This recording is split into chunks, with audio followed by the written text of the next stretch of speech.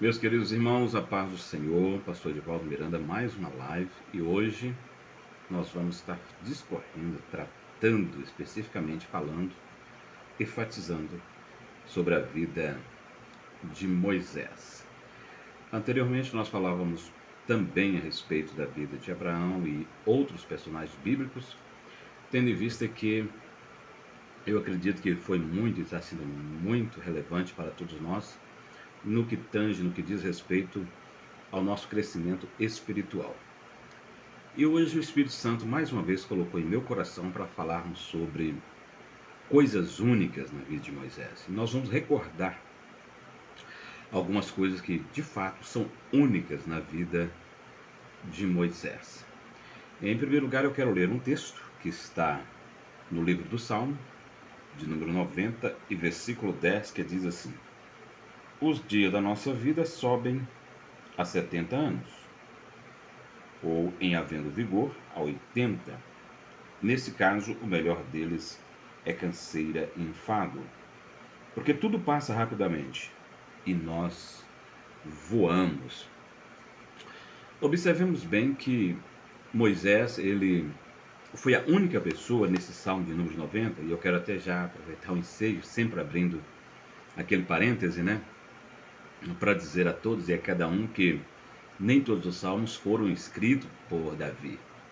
Alguns, por exemplo, foram escritos pelos filhos de Coré, ou Corá. Esse salmo especificamente, o salmo de número 90, foi escrito por Moisés. Então, é um salmo, é claro, que tem a sua epígrafe, mas também leva o seu nome porque é um salmo cujo título é Oração de Moisés, um homem de Deus, né? E o versículo primeiro diz assim do Salmo 90: Senhor, tu tens sido nosso refúgio de geração em geração. Antes que os montes nascessem ou formassem a terra e o mundo, de eternidade a eternidade, tu és Deus. Isso é muito interessante, né? Esse antes aqui está falando já da eternidade, ou seja, de eternidade a eternidade. Nós sabemos muito bem que existe aquela eternidade criada por Deus, onde Deus habita nela. Existe uma outra eternidade que foi criada para os anjos. Existe uma outra eternidade no qual a Bíblia ela é muito incisiva, ela é muito direta em nos afirmar que é aquela eternidade que o próprio Jesus, Deus lhe deu o nome, e o profeta messiânico Isaías diz assim: e o seu nome será Pai da Eternidade. Então o Pai é tanto o Criador, tanto quanto o Filho Jesus. Isso é muito interessante para quem gosta de estudar a Bíblia Sagrada. E eu fiz algum rascunho, algumas anotações referente a esse tema, né, coisas únicas na vida de Moisés. Eu descobri que o nome Moisés aparece ao longo da Bíblia 783 vezes. Olha só. O Salmo de número 90 é um salmo que trata especificamente do tempo. Quando nós falamos do fator tempo, a Bíblia narra com muita precisão em Eclesiastes capítulo 3, 28 vezes sobre o fator tempo. Tempo de nascer, tempo de crescer, etc, etc, etc. 28 vezes sobre o fator tempo. Então é importante nós entendermos que há um tempo determinado, há um tempo dentro do propósito de Deus para todas as coisas nas quais Deus efetivamente criou para o seu próprio beneplácito, mas também para que nós pudéssemos entender de fato que, além de Criador, ele criou todas as coisas, é claro, isso está registrado no livro de Gênesis, que é o livro da criação, onde nós encontramos o primeiro retrato de Deus, é em Gênesis. Deus aparece ali como o Criador de todas as coisas. E, sucessivamente, nós vamos vendo, é claro, diante do Pentateuco, todas as coisas que Deus efetivamente criara. Mas quando se trata do Salmo de número 90, e eu quero falar especificamente sobre coisas únicas na vida de Moisés, nós precisamos entender que Moisés foi a única pessoa, claro, autorizada por Deus, a declarar o limite da vida. Isso está no Salmo, conforme eu acabei de ler, Salmo de número 90 e versículo de número 10. A duração média da vida é 70 anos e o limite da duração é 80. É claro que isso é um parâmetro. Mas está escrito que alguns, pela sua robustez, chega a 80 anos. Uma segunda coisa que eu percebo na vida de Moisés, que dá para a gente extrair lições e colocarmos em prática na nossa vida, para o nosso crescimento, para o nosso elevo espiritual, é que Moisés é único porque falou do limite e viveu 120 anos.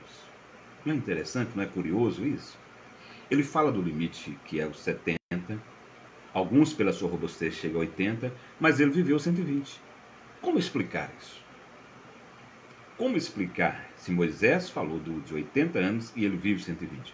Isso é muito pertinente, isso é muito interessante, é uma curiosidade bíblica, mas para aqueles que são amantes das escrituras sagradas, nós precisamos com muita avidez, é claro, ler a Bíblia, mas ler devagar.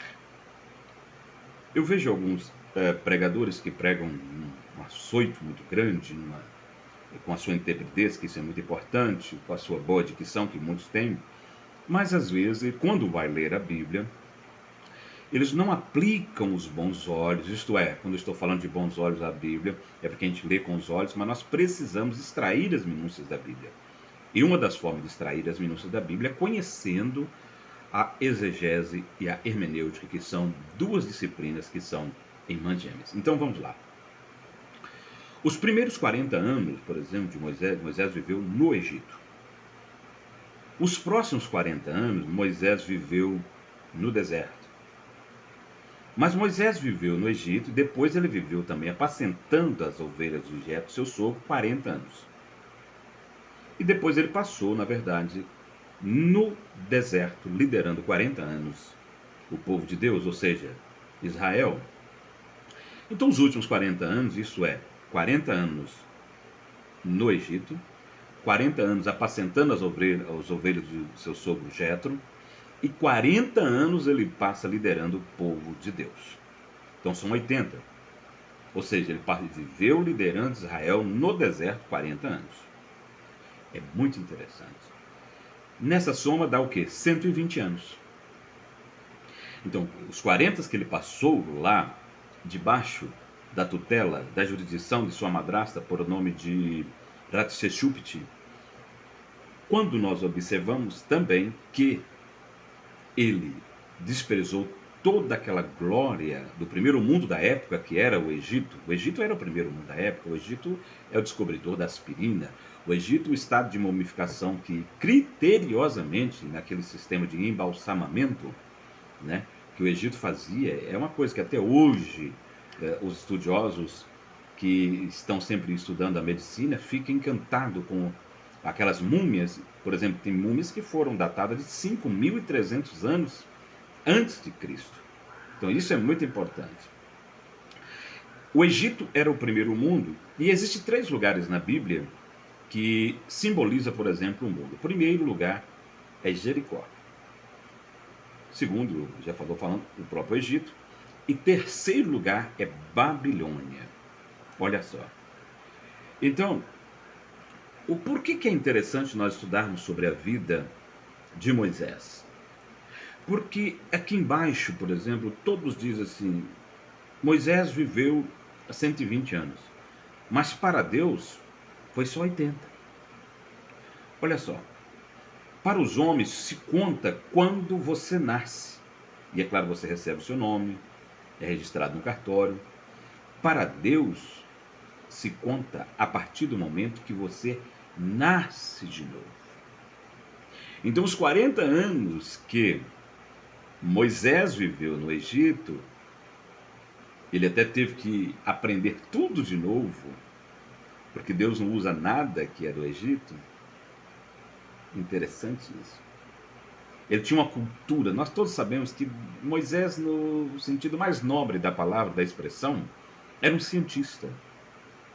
Mas em contrapartida, Deus não usou tudo aquilo que ele tinha aprendido no Egito. Deus fez o quê?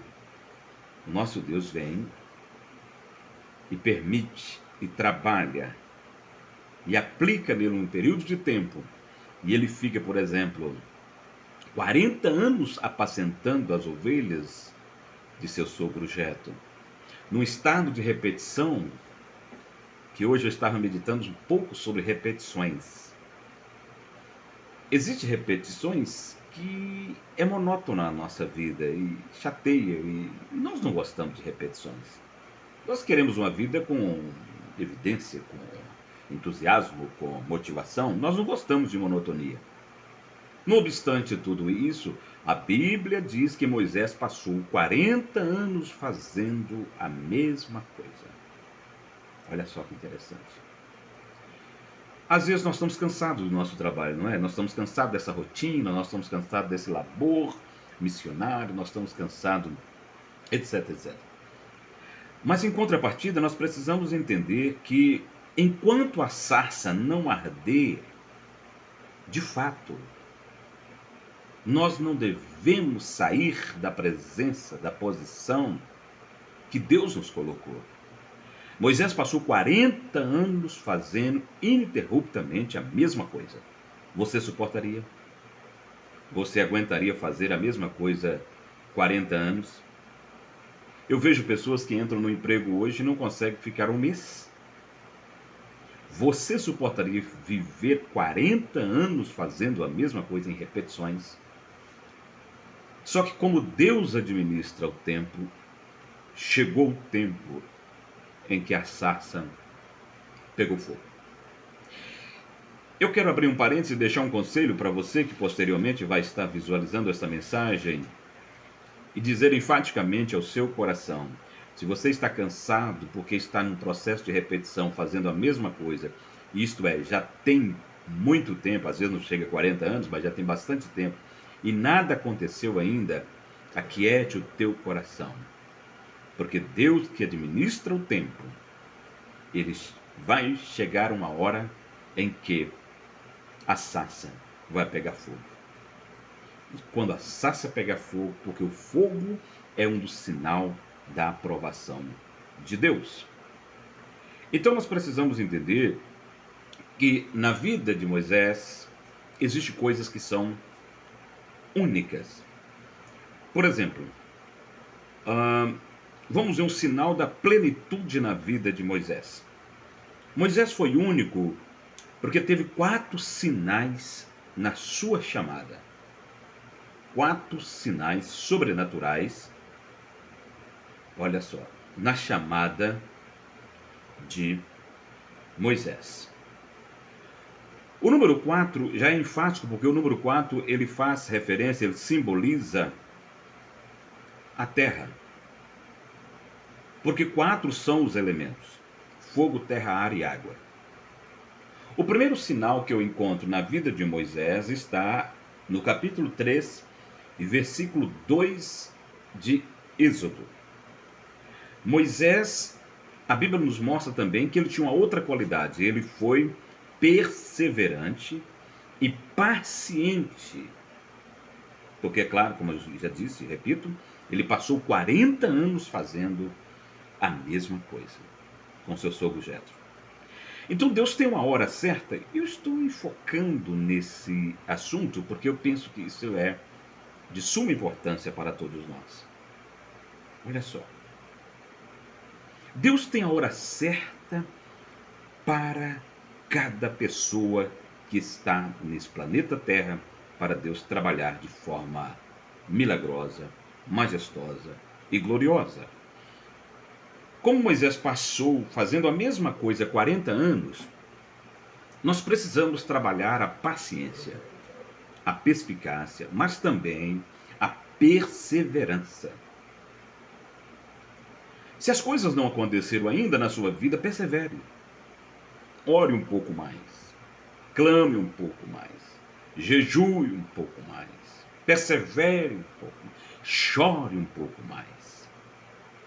O Deus que chamou na adolescência a Samuel é o mesmo que falou a Abraão quando tinha 75 anos, porque para que a terceira idade precisava entender e saber que o amor de Deus também estava espalhado com ela.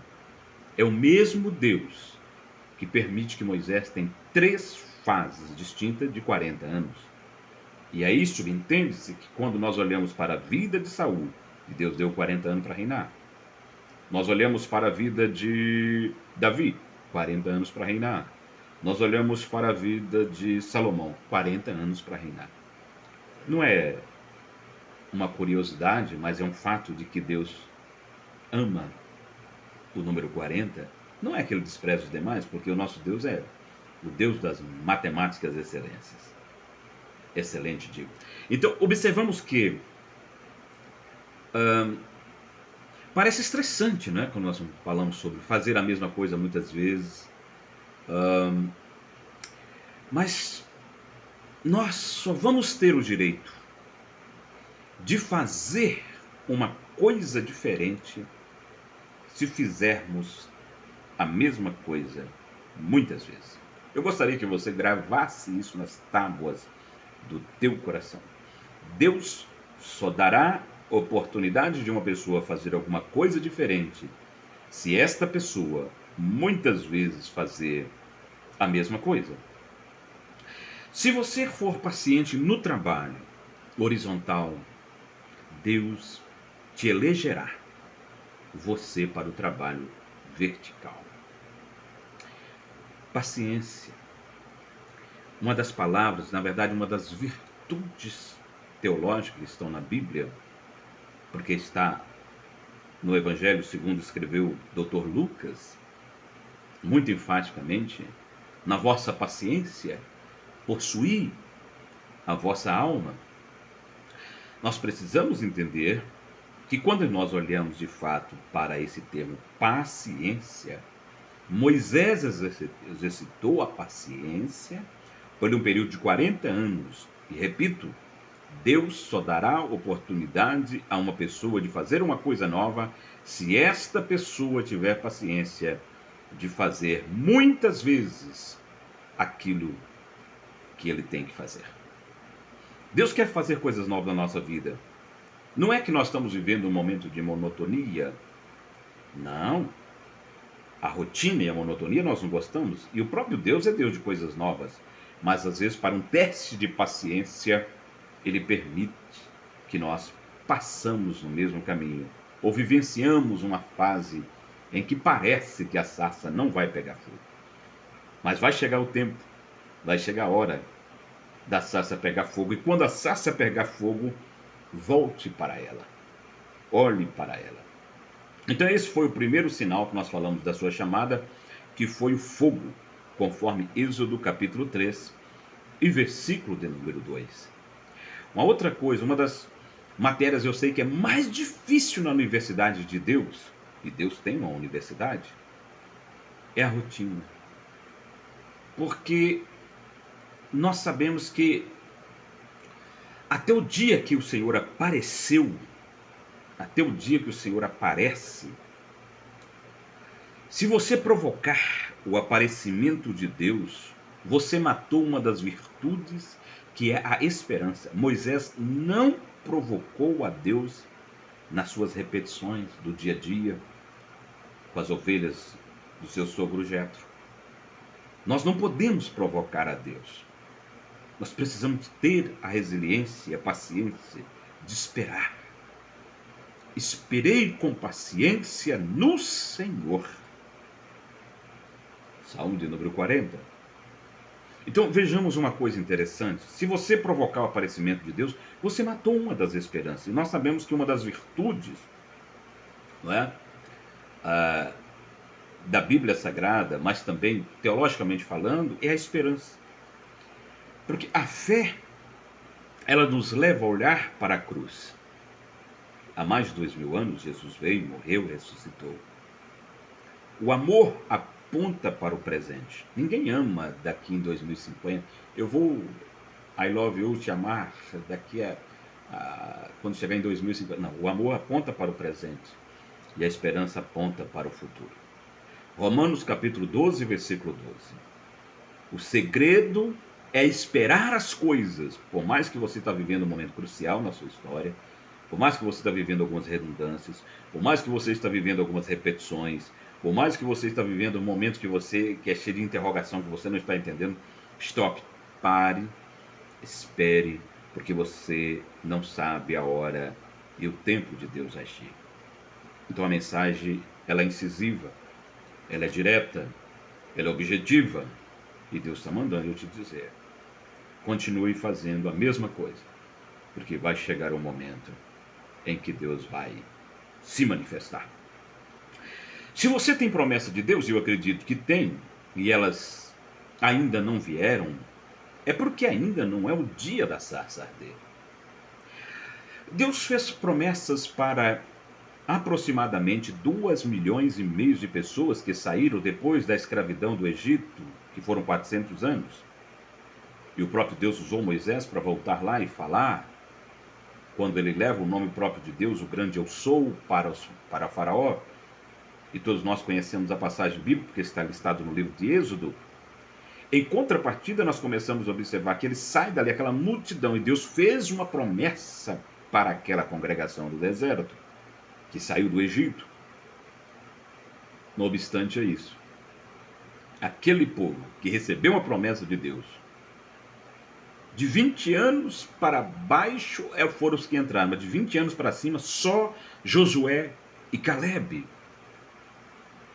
Só Josué e Calebe que entrou, porque acreditaram na promessa, porque tinham uma vida consagrada, porque tinham uma vida diante de Deus, porque não olhou nem para a esquerda e nem para a direita.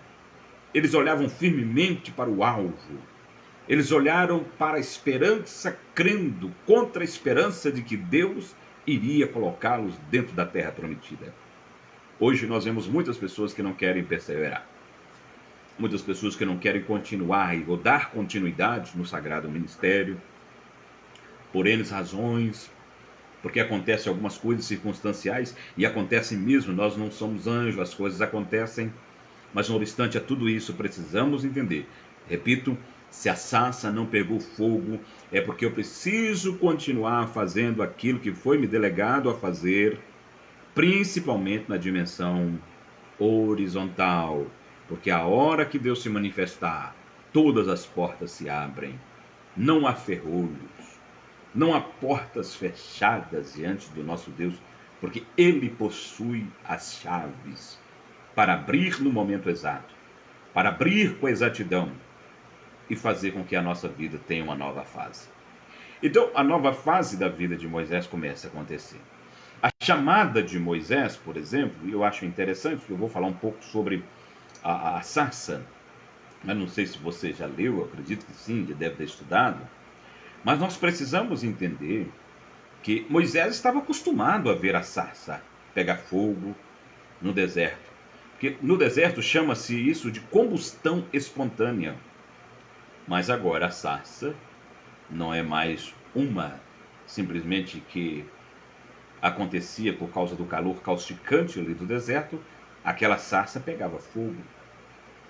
Em contrapartida, Moisés, quando olha para lá, falou assim, eu estou acostumado a ver a sarça pegar fogo, esse arbusto, né? Porque há uma combustão espontânea e ela pega fogo. É interessante isso. E aí acontece uma coisa interessante.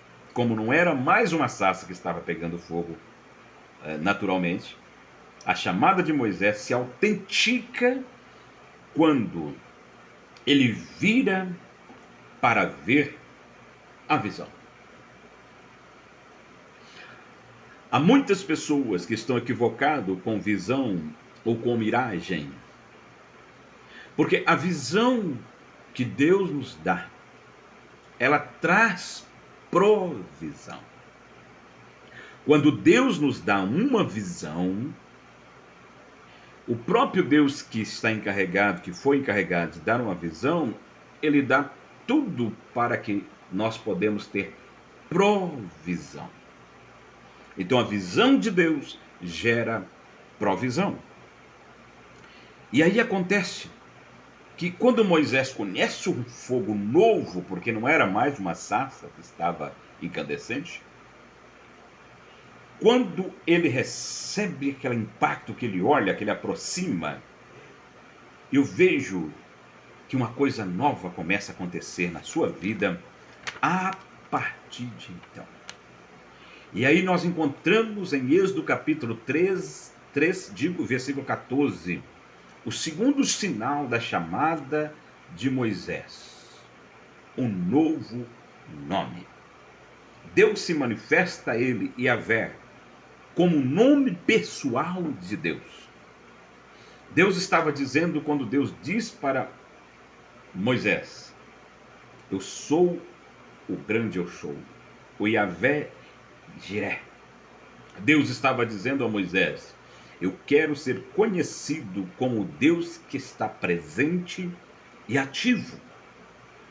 O terceiro sinal da chamada de Moisés está em Êxodo capítulo 4, versículo 2, quando a vara, e também no versículo 17, esta vara, e também no capítulo 17 e versículo 9, a vara de Deus. Êxodo capítulo 14, versículo 16, a tua vara. Essas expressões estão ali. Então, a bênção veio por causa da sua chamada, vem coisas novas para a sua própria vida, para que ele pudesse entender que tanto o nome de Deus, a vara na sua mão, olha só, e o fogo seriam sinais intrínsecos da sua chamada a partir de então. O processo de renovação, conforme a vara, que era velha, mas Deus fez coisas novas com aquela vara velha na mão de Moisés. Moisés um dia soltou a vara no chão, e agora não era mais uma vara, era uma cobra. A autoridade, ela só vale na mão de quem recebeu. Deixa eu aproveitar no seja e vou repetir essa frase. A autoridade, ela só vale na mão daquele que recebeu de Deus. Quando Moisés solta a vara se transforma numa cobra. Eu disse uma certa vez até para uns alunos assim, parece uma mussurana, não é? Porque ela engole, a mussurana, ela tem o hábito, ela tem o instinto, ela tem a propriedade dela mesmo, né? A natureza dela de comer outras serpentes, outras cobras. E aí nós entendemos o seguinte: Moisés solta a vara no chão e ela se transforma numa cobra. Ou seja, isso significa, Deus estava dizendo, a autoridade só vale na mão de quem recebeu. A autoridade não se transfere. O Mar Vermelho abriu através de Moisés. O que eu quero dizer, o que Deus colocou na sua mão para fazer, te deu para fazer com muita autoridade, só serve, só cabe em você, não para outras pessoas. A unção é transferível, mas a autoridade é algo intrínseco que Deus, na chamada, ele delega para essa pessoa. Então, nós observamos uma outra coisa interessante. O quarto sinal da chamada de Moisés: um coração novo.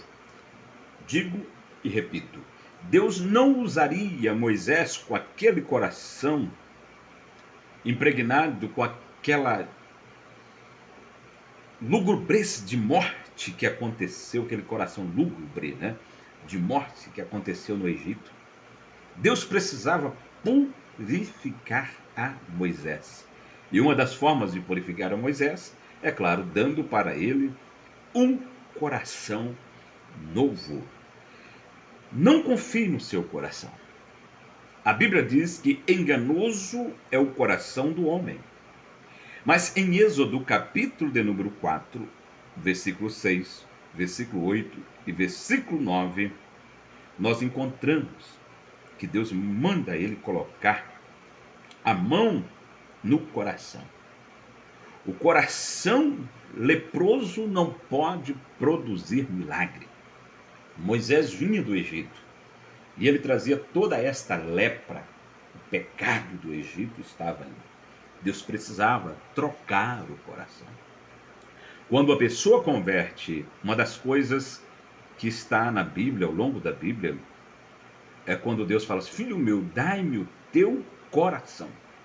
Quando nós pegamos o vocábulo coração, do grego cardia, é preciso entender que Deus não está falando de um músculo que bate 70 vezes por minuto, quando a pressão sanguínea está a 12/8. Quando a Bíblia está dizendo: filho meu, dai-me o teu coração, Deus está dizendo o seguinte: Eu quero te dar, me dá o seu coração que eu vou te dar e te entregar um coração novo. Um coração puro, para você enxergar não só com os olhos que estão nessa cavidade, nessa órbita, mas enxergar com o espírito. Então a palavra coração é cardia, do original do grego.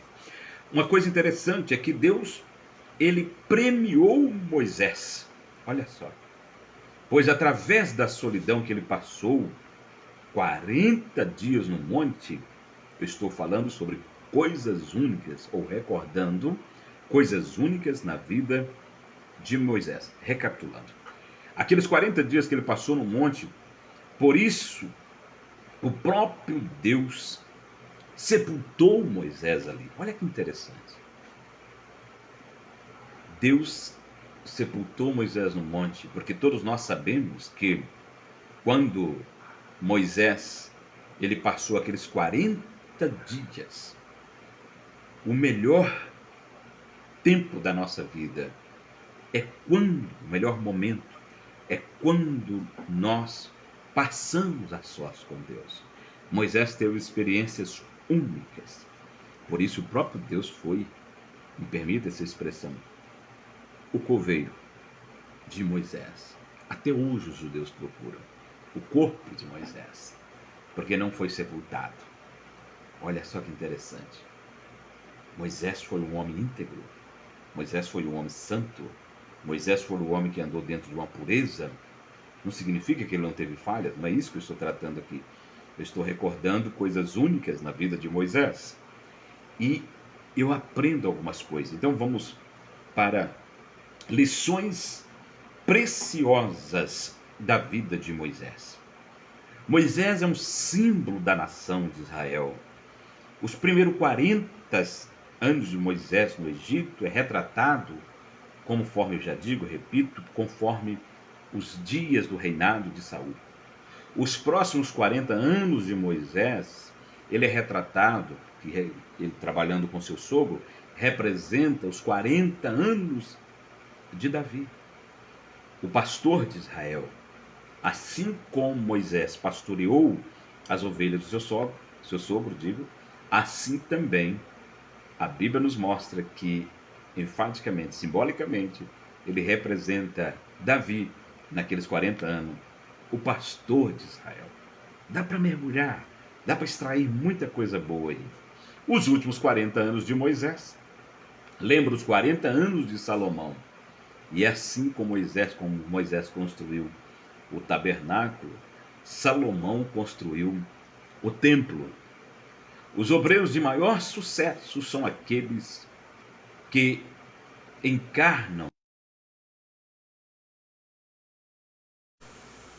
Então é importante salientar, é importante dizer, é importante enfatizar que, assim como Moisés passou os últimos 40 anos, ele lembra os 40 anos de Salomão. E é assim como Moisés construiu o tabernáculo, Salomão construiu o templo. Ezequiel é um tipo de profeta, por exemplo, só para ficar bem claro, para aclarar, aquele profeta não me toque, até que ele entrou no mais, ou no meio, digo, do cativeiro, e em meio ao cativeiro, aonde ele morava, foi aonde que Deus falou com ele. É preciso o obreiro enfrentar, encarar o seu povo. Olha só, ele diz assim, eu morei, disse o profeta Ezequiel. Ele entrou no meio dos cativos, ele entrou no meio daqueles que estavam cativos e diz assim, eu morei onde eles moraram.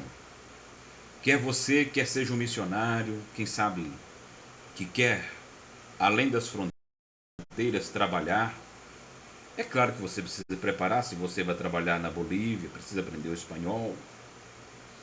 Uma coisa interessante que me prende, que me detém, é que se você quer ser, por exemplo, missionário no norte da Europa, na Dinamarca, não é? É claro que precisa aprender a comer peixe cru com açúcar gelado. E por aí sucessivamente, não vou ficar aqui trazendo. Mas Moisés é o retrato daquele homem que enfrenta a dureza do seu povo e vive no meio do seu povo. Que coisa interessante. Boa noite, Regina, seja bem-vinda. Uma outra coisa que é interessante na vida de Moisés, de lições que a gente aprende aqui, por gentileza, compartilhe a live. Moisés é um símbolo também de Cristo. Moisés nasceu ameaçado de morte. Cristo também. Moisés foi intercessor. Cristo é o supremo intercessor. Moisés foi desprezado pelos seus irmãos. Jesus foi desprezado também. Moisés se parecia com Jesus. Se você quer ser usado sem reservas por Deus, procure parecer com Jesus e não com ninguém aqui embaixo. Tenha intimidade com Cristo. Tenha sua identidade própria. Guarde isso que eu vou te dizer. Tenha intimidade com Cristo. Que quando alguém falar com você, tenha a impressão que está falando com o próprio Cristo. Moisés é único. Davi é único. Salomão é único. Todas as pessoas são únicas. Paulo reconheceu que era apóstolo e doutor e reconheceu que não era pastor. Deixa eu abrir um parênteses para explicar isso. Nem todas as pessoas serão pastores. Nem todas as pessoas terão o ministério de ensinar. Nem todas as pessoas terão o ministério da pregação. Não confunda isso. Aprenda a entender que os dedos da mão não são iguais.